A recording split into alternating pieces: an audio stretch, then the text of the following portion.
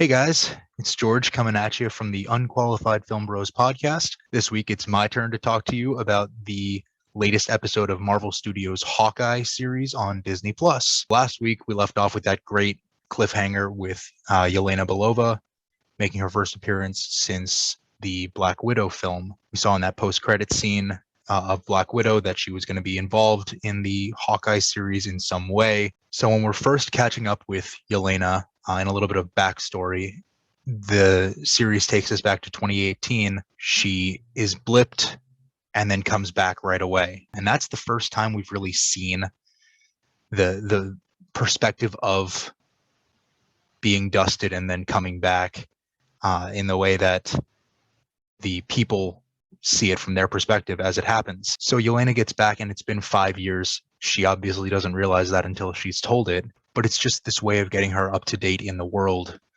in a way that brings her into the story and brings her into this time in the MCU. From there, we get a really heartfelt scene between Kate Bishop and her mother Eleanor, sort of going over the case that Kate was working on with Clint, talking about Jack Duquesne. And her mom says that she'll look into it through her security company. Then Kate goes back to her old apartment to get her stuff as her mom instructed. And who does she find there but Yelena Belova? A couple of Easter eggs that I noticed in the conversation between Kate and Yelena.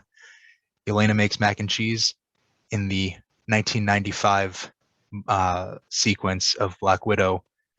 Yelena asked for mac and cheese in their Ohio home. So she's definitely become sort of a connoisseur on mac and cheese. She also mentions the new and improved Statue of Liberty for her first time in New York.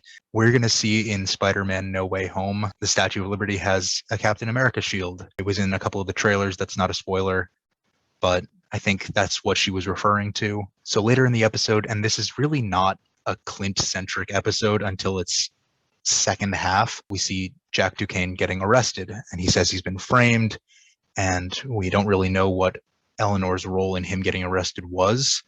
And I think that's something that'll be explained next week. Then we catch up with Clint, and he goes to this plaque that is commemorating the Battle of New York, thanking the Avengers for their service. He talks to Natasha's name, saying he's gone over what happened on Vormir a million times, which if he's gone over it a million times, Doctor Strange went over it 14 million times.